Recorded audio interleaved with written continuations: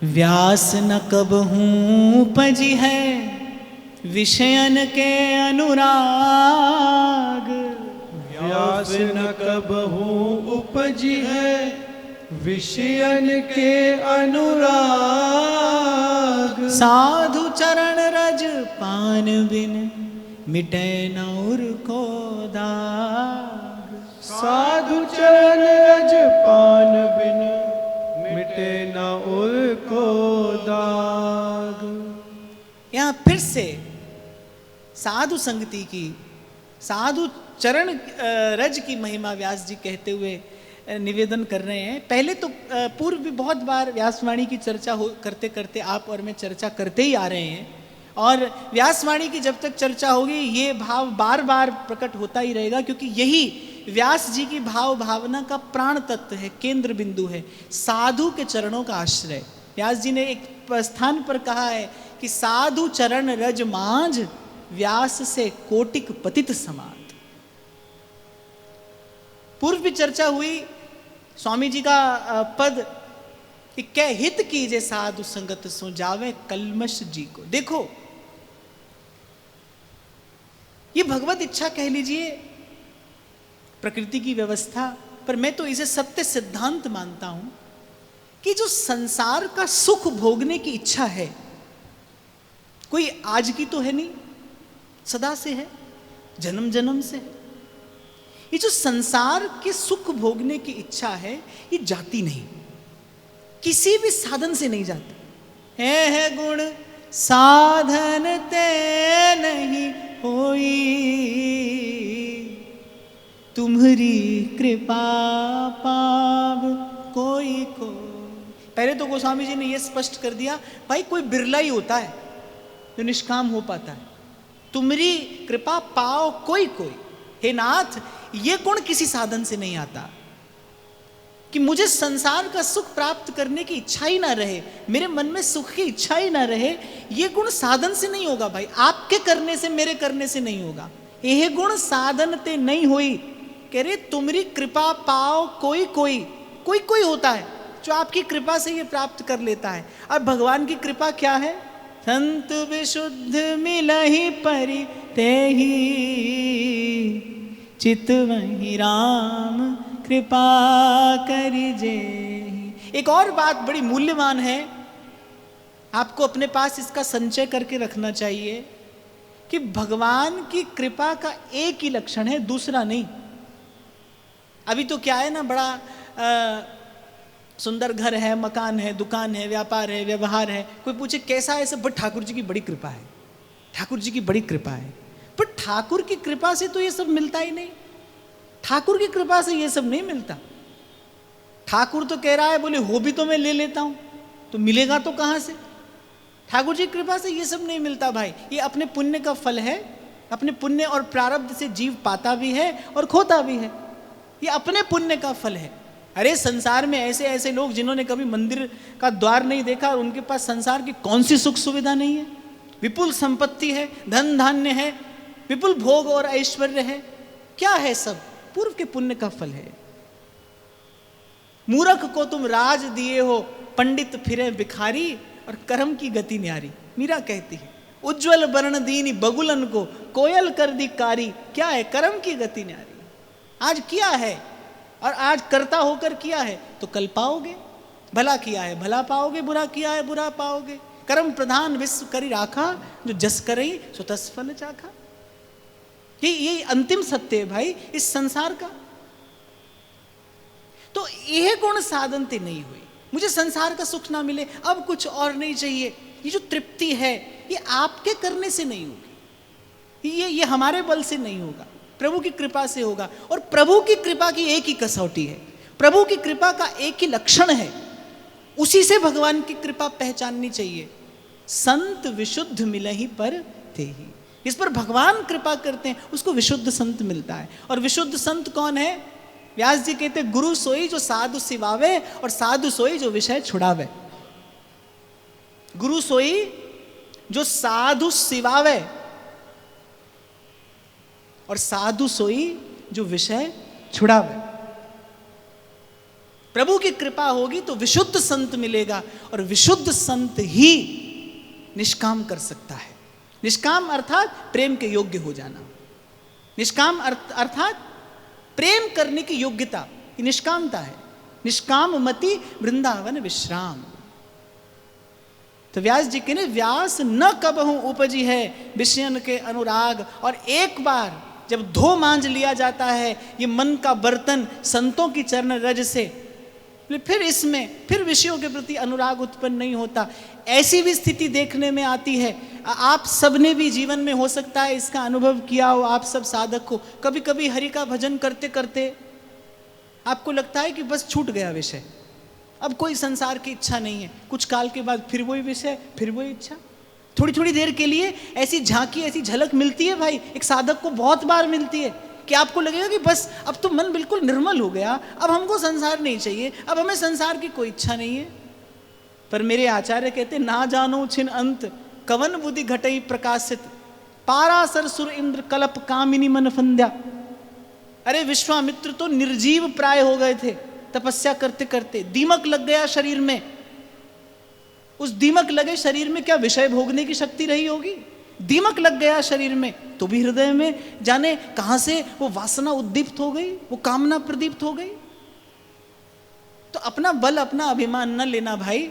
व्यास जी कहने एक ही साधन है, साधु चरण रज पान बिन मिटे ना उर को दाग। ये जो उर का दाग है ना, जो मन का मैल है, ये नहीं जाता भाई। ये इन्हीं संतों के चरणों में, इन्हीं संतों की चरण रज में लोटिए, जिनके ही ये बसत हैं राधा वल्लभ लाल। तिनकी पद रज धोए ध्रुव पीवत रहो सब काल। बड़े हरि के जना, बड़े हरि के जना। इसीलिए तो रैदास कहते हैं करें कथा और अर्थ विचारे, आप तरें औरन को तारे। कह रैदास मिले हरिदासा, जन्म जन्म की पूरी आशा, जन्म जन्म की पूरी आशा। सांचा मंदिर हरि के संत। प्रेम की योग्यता निष्कामता है। निष्कामता अर्थात स्वार्थ का लेश भी न रहे।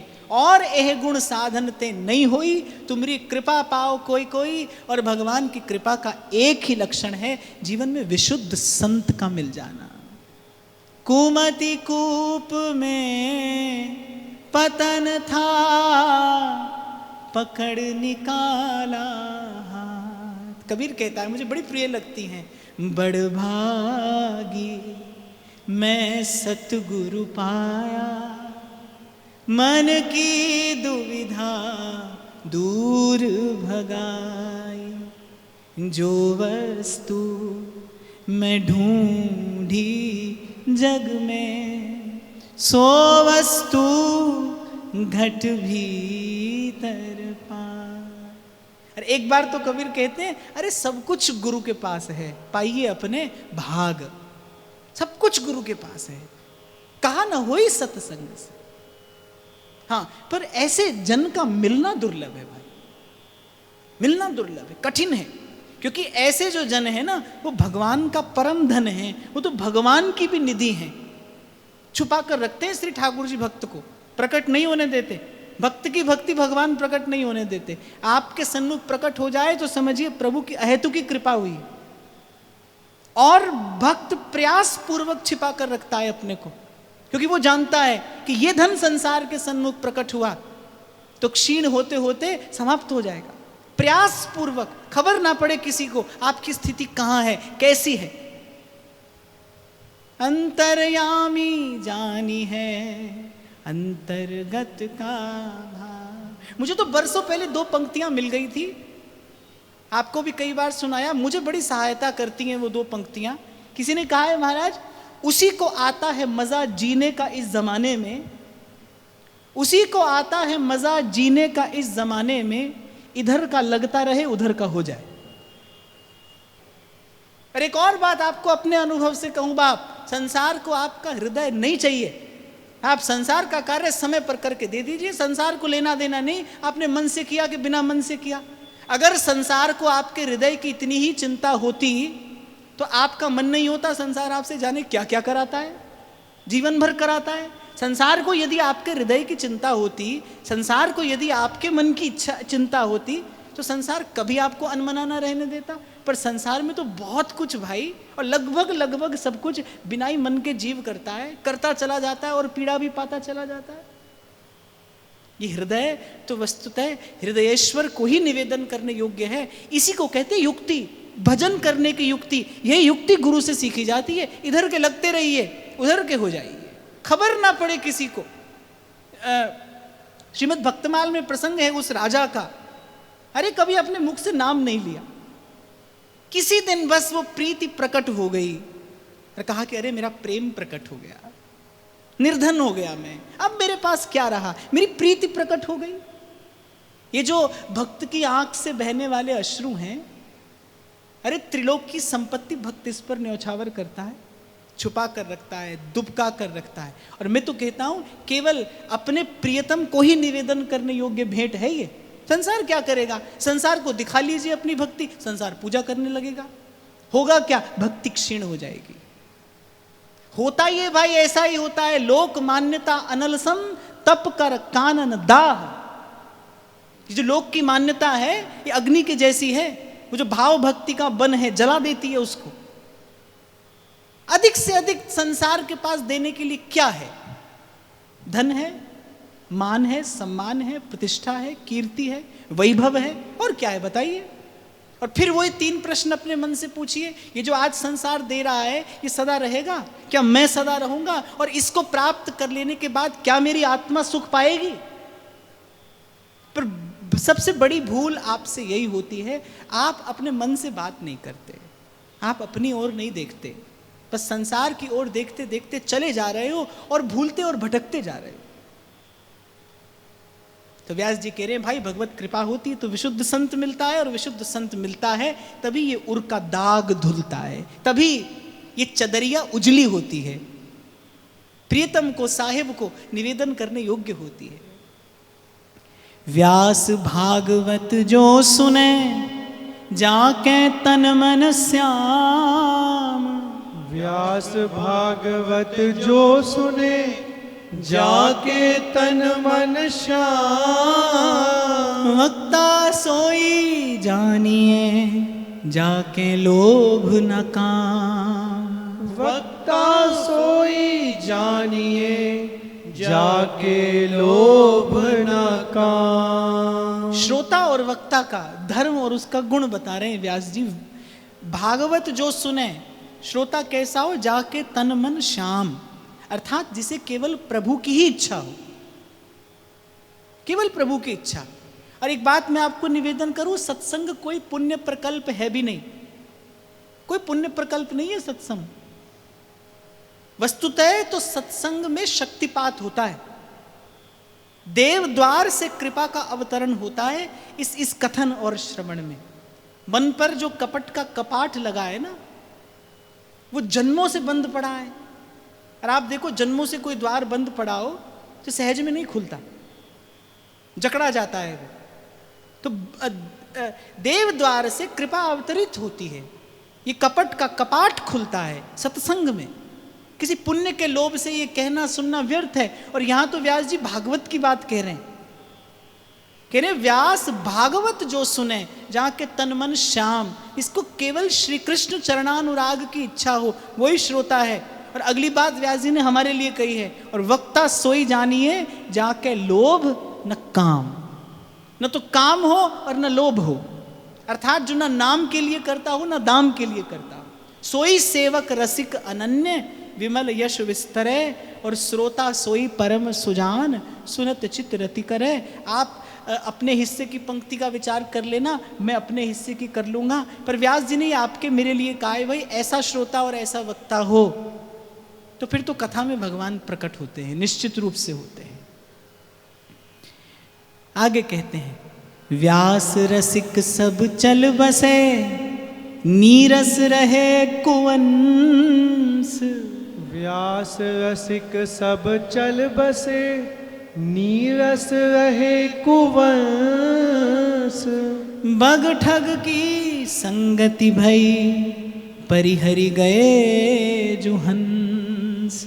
वग ठग की संगति भई, परिहर गए जो हंस। व्यास जी के हृदय की पीड़ा प्रकट हुई है इन दो पंक्तियों में। अच्छा, व्यास जी ने महाप्रभु के चरणों का संग किया, श्री स्वामी हरिदास जी महाराज का संग किया, ऐसे ऐसे रसिकों का संग किया, और व्यास जी सबसे दीर्घ काल तक इस धरा पर रहे, सबसे पीछे व्यास जी ही गए। तो व्यास जी ने अपनी वाणी में भी अनेकों स्थानों पर प्रकट किया है कि एक स्थान पर तो व्यास जी कह रहे, अरे अब तो मथुरा खुदत कटत वृंदावन, पुण्य ते पाप सवायो, और ये दिन देखबे के काजे काहे को व्यास जीवायो। मैंने अपने जीवन के अंतिम दिनों में जब व्यास जी को लगा कि अब समय बदलने लगा है, अच्छा देखो ये परिवर्तन तभी से होने लगा था, उस समय व्यास जी कह रहे हैं, बोले रसिक रसिक सब चल बसे, अब तो नीरस रहे कुवंश, कोई रसिक नहीं रह गया, हरिवंशी हरिदासी सब निकुंज पहुंच गई, नीरस रहे कुवंश। और फिर कह रहे हैं बग ठग की संगति भई, और परिहरि गए जो हंस। ये जो उज्जवल उज्जवल दिखाई पड़ते हैं, बोले सब बगुला हैं, सब बगुला हैं, सब ठगने वाले हैं, सब नाम और दाम के लिए इस साधु के वेश की हंसी कराने वाले हैं। परिहरि गए जो हंस थे, जो विवेकी थे, जो क्षीर नीर का विवेक करना जानते थे, बोले वो तो चले गए। एक जगह व्यास जी ने स्पष्ट लिखा, अब हमहू से भक्त कहावत, माला तिलक स्वांग धर, हरि को नाम बेच धन लावत, श्री गुरु को उपदेश लेस नहीं, औरन मंत्र सुनावत, और काम कामिनी धावत, अब हमहू से भक्त कहावत। तो इन दो पंक्तियों में व्यास जी के हृदय की पीड़ा उजागर हुई है। और इस पीड़ा में पीड़ा क्या है कि अब व्यास जी को सत्संग नहीं मिलता। इस दो पंक्ति के दोहे में एक और संकेत है कि व्यास जी तो रस सिद्ध महापुरुष हैं, व्यास जी की मानसी भावना सिद्ध है, वो तो सतत भावना पारायण रहने वाले सिद्ध रसिक हैं, लेकिन उनको भी सत्संग का अभाव तो खटकता है कि व्यास रसिक सब चल बसे, सत्संग का अभाव खटकता है। आप भजन के मार्ग पर हो, उस दिन भी चर्चा हो रही थी, मील का पत्थर क्या है, सत्संग से अनुराग दिन प्रतिदिन बढ़ता चला जाए, सत्संग का लोभ बढ़े, ये भजन का प्रसाद है, लोभ बढ़े सत्संग का। जिनके श्रवण समुद्र समाना, कथा तुम्हारी सुभग सरनाना, रही निरंतर ओहि न पूरे। बड़ी प्यारी बात गोस्वामी जी कहते, जिनके श्रवण समुद्र समाना, समुद्र में कितना भी जल आकर मिल जाए, पर समुद्र कभी भी ये नहीं कहता कि बस अब और नहीं, समुद्र कभी नहीं कहता। तो कह रहे जिनके श्रवण समुद्र समाना, और कथा तुम्हारी सुभग सरनाना, प्रतिक्षण प्रवृद्धमान लोभ हो श्रवण का, कथन का। तो ऐसी रस सिद्ध भाव सिद्ध अवस्था में भी श्री व्यास जी को कहीं ना कहीं सत्संग का अभाव खटक रहा है। जैसे मीरा जी अपने पति भोजराज से कहती थी, भोजराज ने सब व्यवस्था करा दी, महल में मंदिर निर्माण करा दिया, सब व्यवस्था हो गई, लेकिन मेड़ता में स्थिति कुछ और थी, यहाँ मेवाड़ चित्तौड़ पधारी तो स्थिति कुछ और थी। मीरा के दादा बड़े संत सेवी थे, महलों में संतों का आना जाना होता ही रहता था, लेकिन ससुराल में ऐसी व्यवस्था थी नहीं, तो उदास रहती थी। एक दिन भोजराज ने पूछा कि आपके अनुकूल सब व्यवस्था है, फिर भी आप उदास रहती हैं। मीरा जी क्या उत्तर देती हैं, साधु संग बिना हमारा प्राण तिसाया मरे, संतों के दर्शन के बिना मेरे प्राण प्यासे हैं। तो देखने में आता है भाई, अनुभव किया जाता है इसका कि भावना में पग जाने के बाद भी संतों को सत्संग का लोभ रहता है। जो सुख है सत्संग में, सो वैकुंठ न हो। आगे कहते हैं, व्यास भक्त घर घर फिरे, हरि प्रभु की तज शर्म।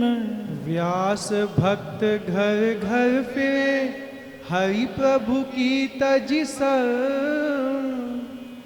पति खोवे पर घर गए, जो पातशाह की हर्म।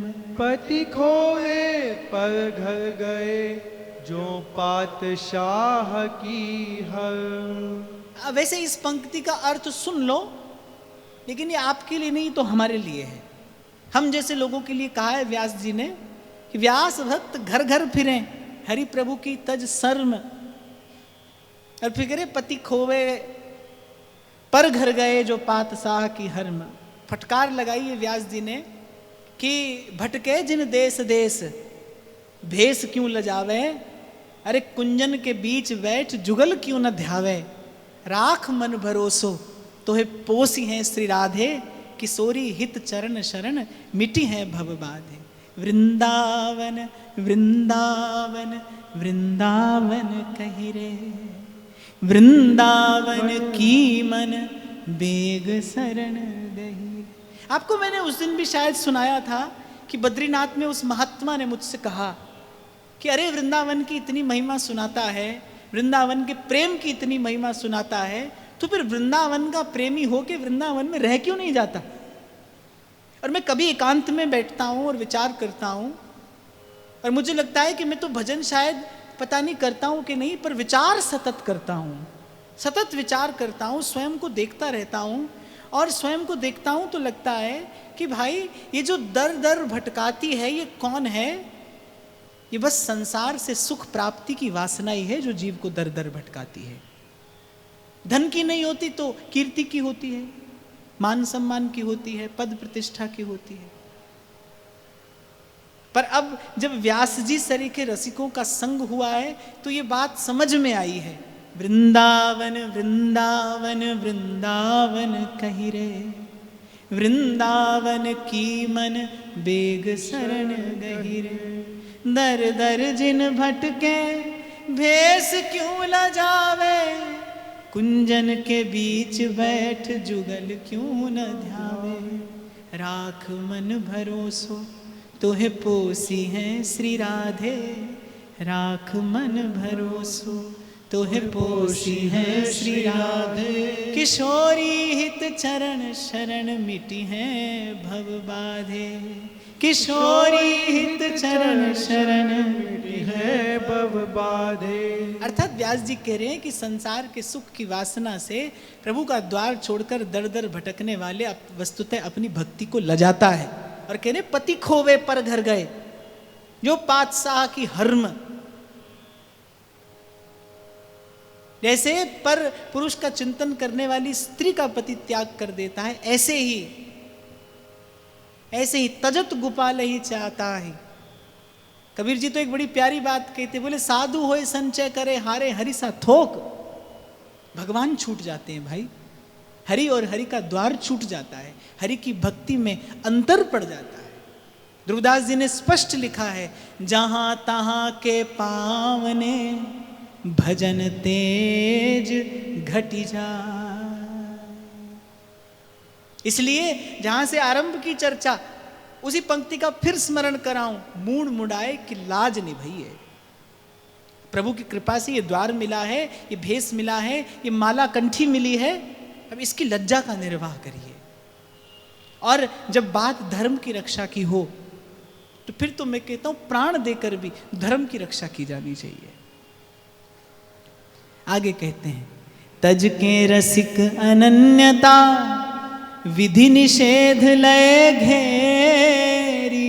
तज के रसिक अनन्यता विधि निषेध लय घेरी। व्यास दास के भवन ते भक्ति गई दे टेर। व्यास दास के भवन ते भक्ति गई दे टेर। अच्छा, व्यास जी इतने विशुद्ध रसिक हैं कि उनकी वाणी से तो हम केवल किंचित कुछ चंचु मात्र बिंदु मात्र भी ग्रहण कर ले तो आपका मेरा उद्धार हो जाए। ऐसे होने की कल्पना हम नहीं कर सकते भाई। व्यास जी तो व्यास जी हैं। और यहां व्यास जी कहते हैं, बोले तज के रसिक अनन्यता विधि निषेध लय घेर, अर्थात श्यामाजू के चरण कमलों का आश्रय छोड़कर और विधि निषेध के द्वंद्व में पड़े हैं। और मुझे तो लगता है कि व्यास दास के भवनते, अपने घर की बात व्यास जी कह रहे हैं यहां पर, अर्थात जब अपने ही घर अपने ही निकट संबंधियों को इस प्रकार विधि निषेध के द्वंद्व में पड़े देखा तो व्यास जी का हृदय बड़ा पीड़ित हुआ, बड़ा पीड़ित हुआ।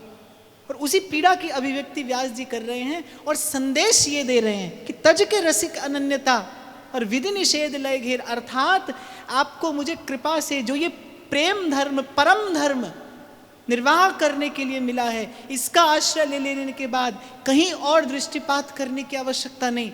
हमारे महाप्रभु स्फुट वाणी का आरंभ करते हैं तो पहले सवैया में कहते हैं कि मान लो सब ग्रह अनुकूल हों, पर सब ग्रह अनुकूल हों तो भी कहते हैं गोविंद छाण भ्रमंत दसों दिस, अरे करी है कहाँ नवग्रह नीके। ये सब ग्रह अनुकूल हो जाएं, पर यदि हरि का भजन नहीं है तो ये सब मिलके भी तेरा हित नहीं कर सकते।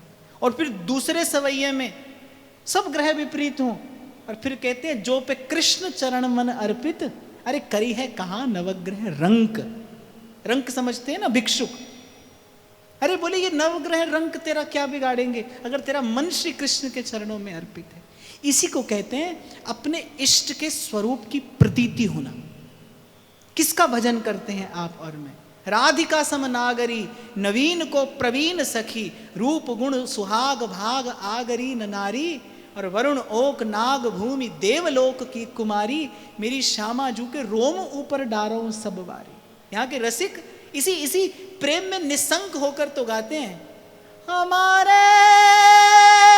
माई श्यामा जू को राज, श्यामा जू को राज, जाके अधीन सदाई सांवरो, जाके अधीन सदाई सांवरो, या ब्रिज को सिरताज, श्यामा जू को राज, हमारे माई श्यामा जू को राज, श्यामा जू को राज।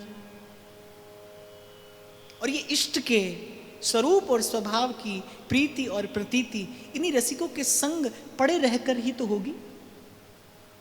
इन्हीं की वाणी के, इन्हीं के संग के प्रकाश उजास में ही तो हम अपने इष्ट के वास्तविक स्वरूप का दर्शन कर पाएंगे। तो यह व्यास जी ने एक बड़ा सीधा सा संदेश दिया है। ध्रुवदास जी तो कहते हैं कि अरे हरि का भजन करके कोई अन्य धर्म की बात करे तो बिल्कुल ऐसा ही है कि जैसे सिंह की सवारी छोड़कर और कोई गधे पर चढ़कर डोलता हो। पाछो गर्धव को गयो चढ़े बड़े गजराज। मैं देखता हूं कई बार एक हाथ में 4-4, 5-5 अंगूठी होती है। ऐसा होता है। कई बार तो ऐसा भी होता है कोई दीक्षा लेने आता है तो सब अंगूठी पहने। मेरे को अगली बार से सब यहीं धरा लूंगा मैं। अच्छा है घर में ही रख के आना, नहीं तो यहीं छोड़ के जाना होगा। ये केवल अपने प्रभु के स्वरूप को न जानने के कारण है। ये सब अज्ञान और अविद्या के कारण है। श्री हरि भक्ति रसामृत सिंधु में तो ग्रंथकार कहते हैं कि श्री कृष्ण के सन्मुख किसी अन्य देव को प्रणाम भी करे कोई, हरि भक्ति रसामृत सिंधु में स्पष्ट लिखा है कि श्री कृष्ण के सन्मुख कोई अन्य देव को प्रणाम भी करे तो वो ऐसा ही है जैसे अपनी माता के सामने होते हुए कोई किसी चांडाली को प्रणाम करता हो। ऐसा हरि भक्ति रसामृत सिंधु में कहा है। श्री कृष्ण को विराजमान करके किसी अन्य देव की पूजा करे तो भगवत अपराध करता है। ये श्री कृष्ण के स्वरूप की महिमा है। अरे हजारों वर्ष के ऋषि मुनि बैठे थे, महाराज युधिष्ठिर की राजसभा में प्रश्न हुआ, अग्र पूजा का अधिकारी कौन है? एक स्वर से सबने कहा, जहां द्वारिकाधीश बैठे हैं, जहां वासुदेव विराजमान हैं, वहां प्रथम और अंतिम पूजा के अधिकारी यही हैं। प्रणाम के अधिकारी एकमात्र यही हैं, पूजा के अधिकारी एकमात्र यही हैं। और भाई इसको कोई हमारा पक्षपात समझना तो खूब समझना, हमको तो इस बात का बड़ा गर्व और गौरव है कि इस जन्म और इस जीवन में हमें श्री कृष्ण के पक्ष में खड़े रहने का और ये स्वर अपने अपने मुख से प्रकट करने का अवसर मिला है। इस जीव को त्रिताप से कोई यदि मुक्त कर सकता है तो केवल केवल और केवल श्री कृष्ण हैं, श्री कृष्ण हैं, श्री कृष्ण हैं। और श्री कृष्ण का आश्रय लेकर, श्री कृष्ण का आश्रय लेकर किसी क्षुद्र स्थान पर, किसी तुच्छ द्वार पर कोई जाए तो सेवक जी महाराज कहते हैं, अन्य देव देवी सकल और चलत पुंज सी खोए। ये किसी की निंदा नहीं है भाई, ये जीवन का आदर है, ये सत्य का आदर है। जब तक प्रभु न मिले हो तब तक भटकिए, पर यदि श्री कृष्ण मिले हैं, नारायण स्वामी यही तो कहते हैं, अरे वो ब्रह्मज्ञानी थे, वेदांती थे, बड़े विद्वान महापुरुष थे। जब वृंदावन आए तो जब रास लीला का दर्शन किया और रास बिहारी ने कृपा कर दी, फिर कहते हैं, अरे जो लो तो है नंद को कुमार नहीं दृष्टि पर्यो, तोनो तो भले बैठ ब्रह्म को विचार ले। मधुसूदन सरस्वती पाद, विद्वानों के चक्र चूड़ामणि, बड़े बड़े वेदांती जिनके चरण रज का सेवन करके कृतार्थ होते थे, जब वृंदावन से गए और फिर किसी ने पूछा जगत सत्य है या असत्य है, बोले अरे अब ऐसा प्रश्न मत करो, जगत सत्यम असत्यम व नेतरेतिर्मतिर्मम श्री कृष्ण चरणाम्भोज सत्यमेव विजानताम। हमसे ये पूछो सत्य क्या है, संसार सत्य है या असत्य है? मधुसूदन सरस्वती पाद कहते हैं, अरे सत्य हो तो कौन सा सुख देगा, तो भी दुख है, असत्य हो तो भी दुख है। बोले हमसे ये पूछिए सत्य क्या है? श्री कृष्ण चरणाम्भोज सत्यमेव विजानताम। श्री कृष्ण के चरण सत्य हैं, आद सच जुगाद सच है भी सच और नानक होसी भी सच। एक रस अखंड अछेद अभेद अनादि अनंत शाश्वत सनातन। और इसको कोई भाव भरी उक्ति मत समझिएगा, मैं केवल श्रीमद् भागवत के एक श्लोक की व्याख्या कर रहा हूं। एतेश्चांस कला पुंसः कृष्णस्तु भगवान स्वयं। तो व्यास जी कह रहे हैं, अरे इन चरणों को छोड़कर और विधि निषेध से घिरे हैं। और शायद व्यास जी के अपने ही संबंधी जन रहे होंगे, देखकर बड़ी पीड़ा हुई व्यास जी को। अगली दो पंक्तियों में भी कुछ ऐसी ही बात कह रहे हैं। रसिक अनन्य कहाय के पूजे ग्रह गणेश, रसिक अनन्य कहाय के पूजे ग्रह गणेश। व्यास क्यों ना तिनके सदन जमगण करें प्रवेश।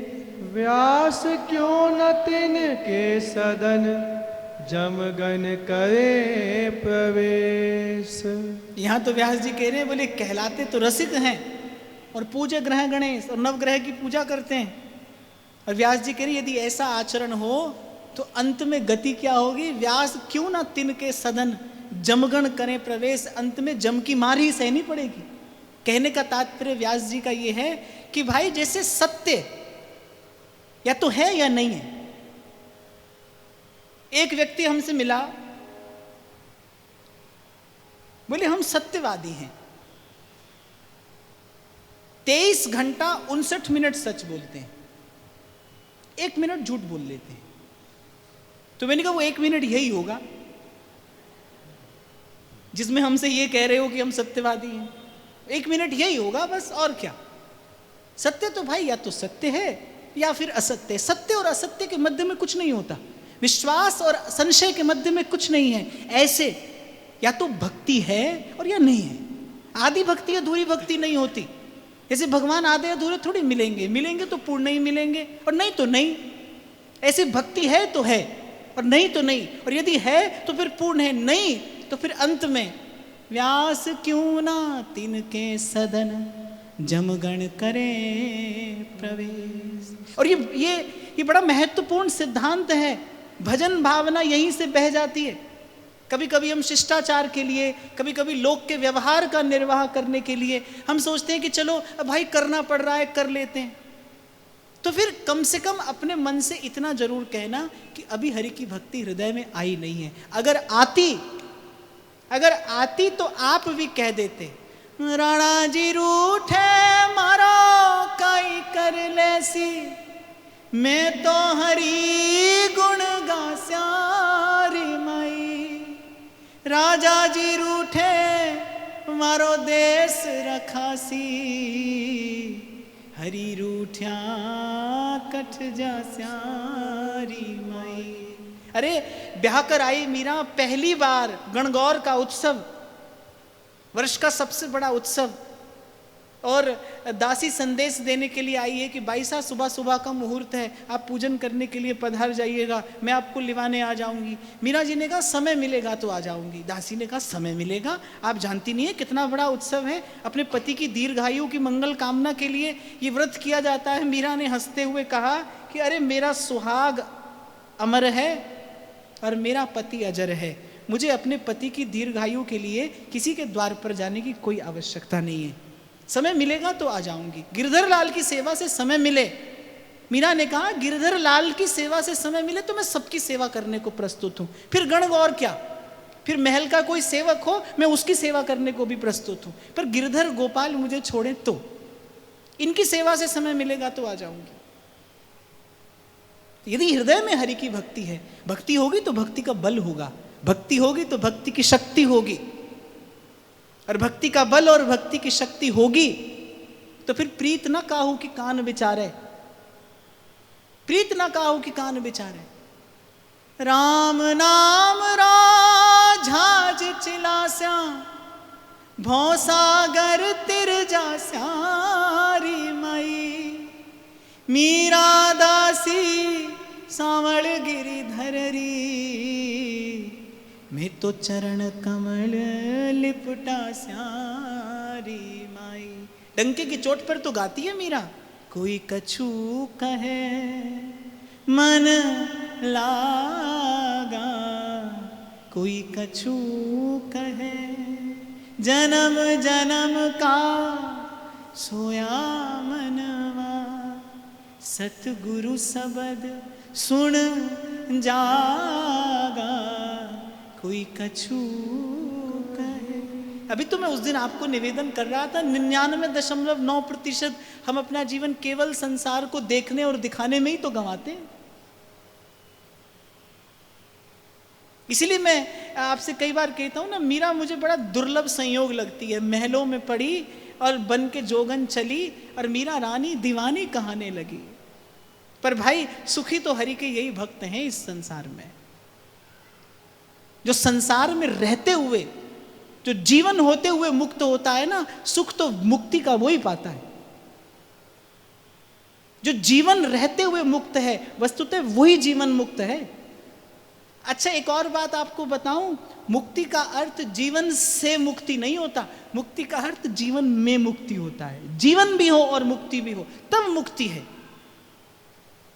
यहां तो चले जाने के बाद सब स्वर्गवासी निकुंजवासी सब हो ही तो जाते हैं। हमने तो कभी आज तक किसी के चित्र के आगे नरकवासी पढ़ा ही नहीं। सभी स्वर्गवासी, वैकुंठवासी, साकेतवासी, निकुंजवासी सभी तो हो रहे हैं। अच्छा ये वास भी संसार का दिया ही है, ज्यादा दिन रहता नहीं, लौट कर यहीं आना पड़ता है। इसलिए कबीरा जीते भेंटिए और मुए मिले न राम, और जीते जीवन होते हुए मुक्त होने की यही विधि है। साधु चरण रज पान बिन मिटे न पुर को दाग। संतों की चरण धूल मिली, संतों की चरण धूल मिली तो कबीर ने गाया, तन गुदड़ी मन धागा हरि रंग लागारी माई नाम रंगला। और कबीर बड़ी प्यारी बात कहता है, हंसा की गति हंसा जाने, कहाँ जाने गो कागा हरि रंग लागारी माई नाम रंग लागा, नाम रंग लागा। गाइए, श्याम रंग लागा, नाम रंग लागा माई श्याम रंग लागा, नाम रंग लागा माई श्याम रंग लागा। तन गुदड़ी मन धागा हरि रंग लागा रे माई नाम रंग लागा। तन गुदड़ी मन धागा हरि रंग लागा रे माई नाम रंग लागा। नाम रंग लागा माई नाम रंग लागा। नाम रंग लागा माई श्याम रंग लागा। नाम रंग लागा माई नाम रंग लागा। नाम रंग लागा माई श्याम रंग लागा। और श्री व्यास जी कह रहे हैं भक्ति का ये अगम पंथ छोड़ के, ये अनूठा पथ छोड़ के किसी और मार्ग कोई जाए तो फिर अंत में जम का द्वार है।